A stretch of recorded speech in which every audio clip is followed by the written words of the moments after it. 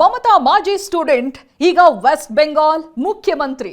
ಹೌದು, ಒಂದು ಕಾಲದಲ್ಲಿ ಟಿಎಂಸಿ ನಾಯಕಿ ಮಮತಾ ಬ್ಯಾನರ್ಜಿ ಅವರ ಆಪ್ತ ಬಳಗದಲ್ಲಿ ಒಬ್ಬರಾಗಿದ್ದ ಸುವೇಂದು ಅಧಿಕಾರಿ ಈಗ ಪಶ್ಚಿಮ ಬಂಗಾಳದ ಬಿಜೆಪಿ ಮುಖ್ಯಮಂತ್ರಿ.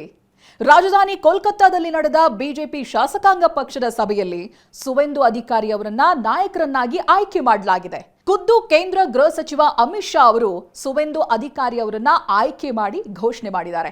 ನಾಳೆ ಸುವೇಂದು ಅಧಿಕಾರಿ ಪಶ್ಚಿಮ ಬಂಗಾಳದ ನೂತನ ಮುಖ್ಯಮಂತ್ರಿಯಾಗಿ ಪ್ರಮಾಣ ವಚನ ಸ್ವೀಕರಿಸಲಿದ್ದಾರೆ. ಮಹತ್ವದ ಬೆಳವಣಿಗೆಯೊಂದರಲ್ಲಿ ಪಶ್ಚಿಮ ಬಂಗಾಳದ ಮುಖ್ಯಮಂತ್ರಿಯಾಗಿ ಬಿಜೆಪಿ ನಾಯಕ ಸುವೇಂದು ಅಧಿಕಾರಿನೇ ಆಯ್ಕೆಯಾಗಿದ್ದಾರೆ.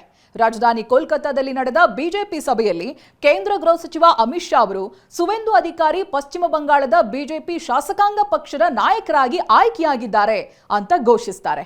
ಪಶ್ಚಿಮ ಬಂಗಾಳದಲ್ಲಿ ಐತಿಹಾಸಿಕ ದಿಗ್ವಿಜಯ ಸಾಧಿಸಿರುವ ಬಿಜೆಪಿ ಸುವೇಂದು ಅಧಿಕಾರಿಯವರನ್ನ ಸಿಎಂ ಆಗಿ ಆಯ್ಕೆ ಮಾಡುವ ಸಾಧ್ಯತೆ ಹೆಚ್ಚಾಗಿನೇ ಇತ್ತು.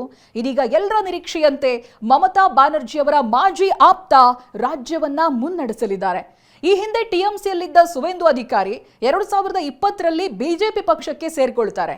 ಕೋಲ್ಕತ್ತಾದಲ್ಲಿ ನಡೆದ ಬಿಜೆಪಿ ಶಾಸಕಾಂಗ ಪಕ್ಷದ ಸಭೆ ನಂತರದಲ್ಲಿ ಮಾಧ್ಯಮಗೋಷ್ಠಿಯನ್ನ ಉದ್ದೇಶಿಸಿ ಮಾತನಾಡಿರುವಂತಹ ಅಮಿತ್ ಶಾ, ಪಶ್ಚಿಮ ಬಂಗಾಳ ಬಿಜೆಪಿ ಶಾಸಕಾಂಗ ಪಕ್ಷದ ನಾಯಕರಾಗಿ ಸುವೇಂದು ಅಧಿಕಾರಿಯೇ ಮುನ್ನಡೆಸ್ತಾರೆ ರಾಜ್ಯವನ್ನ ಅನ್ನೋದಾಗಿ ಹೇಳ್ತಾರೆ. ಕೋಲ್ಕತ್ತಾದಲ್ಲಿ ಇದಕ್ಕೂ ಮುನ್ನ ನಡೆದ ಶಾಸಕಾಂಗ ಪಕ್ಷದ ಸಭೆಯಲ್ಲಿ ಹಿರಿಯ ಬಿಜೆಪಿ ನಾಯಕ ಮತ್ತು ಮಾಜಿ ರಾಜ್ಯಾಧ್ಯಕ್ಷ ದಿಲೀಪ್ ಘೋಷ್ ಅವರು ಸುವೇಂದು ಅಧಿಕಾರಿ ಅವರ ಹೆಸರನ್ನ ಪ್ರಸ್ತಾಪ ಮಾಡ್ತಾರೆ.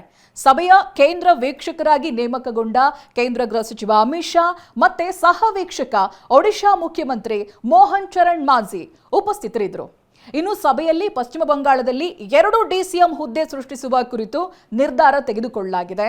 ಅನಸೋಲ್ ದಕ್ಷಿಣ ವಿಧಾನಸಭಾ ಕ್ಷೇತ್ರದಿಂದ ಗೆದ್ದ ಬಿಜೆಪಿ ನಾಯಕಿ ಅಗ್ನಿಮಿತ್ರಾ ಪಾಲ್ ಮತ್ತು ಉತ್ತರ ಬಂಗಾಳದ ಸಿಲಿಗುರಿಯ ವಿಜೇತ ಅಭ್ಯರ್ಥಿ ಶಂಕರ್ ಘೋಷ್ ಅನುಕ್ರಮವಾಗಿ ಮೊದಲ ಮತ್ತು 2ನೇ ಡಿಸಿಎಂ ಆಗಿ ಆಯ್ಕೆಯಾಗಿದ್ದಾರೆ. ಈ ಬೆಳವಣಿಗೆ ಪಶ್ಚಿಮ ಬಂಗಾಳದಲ್ಲಿ 15 ವರ್ಷಗಳ ನಂತರ ತೃಣಮೂಲ ಕಾಂಗ್ರೆಸ್ ಆಳ್ವಿಕೆಯ ಅಂತ್ಯವನ್ನ ಸೂಚಿಸ್ತಾ ಇದೆ. ಕಳೆದ ತಿಂಗಳು ನಡೆದ ವಿಧಾನಸಭೆ ಚುನಾವಣೆಯಲ್ಲಿ ಬಿಜೆಪಿ ಗೆಲುವು ಮಮತಾ ಬ್ಯಾನರ್ಜಿಯವರ ದೀರ್ಘಾವಧಿಯ ಅಧಿಕಾರದ ಹಿಡಿತವನ್ನ ಕೊನೆಗೊಳಿಸಿತ್ತು. ಮತ್ತೆ ಅವರ ರಾಜಕೀಯ ಜೀವನದಲ್ಲಿ ಅತ್ಯಂತ ತೀಕ್ಷ್ಣವಾದ ಹಿನ್ನಡೆಯನ್ನ ಕೂಡ ಕೊಡ್ತು. ಒಂದು ಕಾಲದಲ್ಲಿ ಮಮತಾ ಬ್ಯಾನರ್ಜಿಯವರ ನಿಕಟವರ್ತಿಯಾಗಿದ್ದ ಸುವೇಂದು ಅಧಿಕಾರಿ 2020ರಲ್ಲಿ ಟಿಎಂಸಿಯನ್ನ ತೊರೆದು ಬಿಜೆಪಿ ಸೇರ್ತಾರೆ. 2021ರಲ್ಲಿ ನಡೆದ ವಿಧಾನಸಭಾ ಚುನಾವಣೆಯಲ್ಲಿ ನಂದಿಗ್ರಾಮ್ ವಿಧಾನಸಭಾ ಕ್ಷೇತ್ರದಲ್ಲಿ ಮಮತಾ ಬ್ಯಾನರ್ಜಿ ಅವರನ್ನ ಸೋಲಿಸಿದ ನಂತರ 2026ರಲ್ಲಿ ನಡೆದ ಚುನಾವಣೆಯಲ್ಲಿ ಭವಾನಿಪುರ ಮತಕ್ಷೇತ್ರದಿಂದ ಮಮತಾ ಬ್ಯಾನರ್ಜಿ ವಿರುದ್ಧ ಸುವೇಂದು ಅಧಿಕಾರಿ ಜಯ ಸಾಧಿಸ್ತಾರೆ. ಈ ಚುನಾವಣೆಯಲ್ಲಿ ಮಮತಾ ಅವರನ್ನ 15,000ಕ್ಕೂ ಹೆಚ್ಚು ಮತಗಳ ಅಂತರದಿಂದ ಸೋಲಿಸಿರೋದು ಸುವೇಂದು ಅವರು ಮಾಡಿರೋ ದಾಖಲೆ.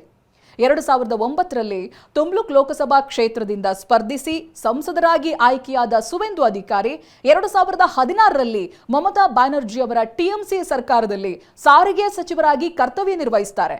ಅದರ ಮುಂದೆ ಮಮತಾ ಬ್ಯಾನರ್ಜಿ ಅವರೊಂದಿಗೆ ಭಿನ್ನಾಭಿಪ್ರಾಯ ಆಗುತ್ತೆ. ಅದಕ್ಕೆ ಬಹಳಷ್ಟು ಕಾರಣಗಳು ಕೂಡ ಇದೆ. 2020ರಲ್ಲಿ ಟಿಎಂಸಿಯನ್ನ ತೊರೆಯುತ್ತಾರೆ, ಬಿಜೆಪಿಯನ್ನ ಸೇರ್ತಾರೆ ಸುವೇಂದು ಅಧಿಕಾರಿ. ಕೇವಲ 6 ವರ್ಷಗಳಲ್ಲಿ ಪಶ್ಚಿಮ ಬಂಗಾಳ ಬಿಜೆಪಿ ಘಟಕದ ಪ್ರಬಲ ನಾಯಕನಾಗಿ ಸುವೇಂದು ಅಧಿಕಾರಿ ಬೆಳೀತಾರೆ. 2026ರ ವಿಧಾನಸಭೆ ಚುನಾವಣೆಯಲ್ಲಿ ಪಕ್ಷವನ್ನ ಮುಂಚೂಣಿಯಲ್ಲಿ ನಿಂತು ಮುನ್ನಡೆಸ್ತಾರೆ.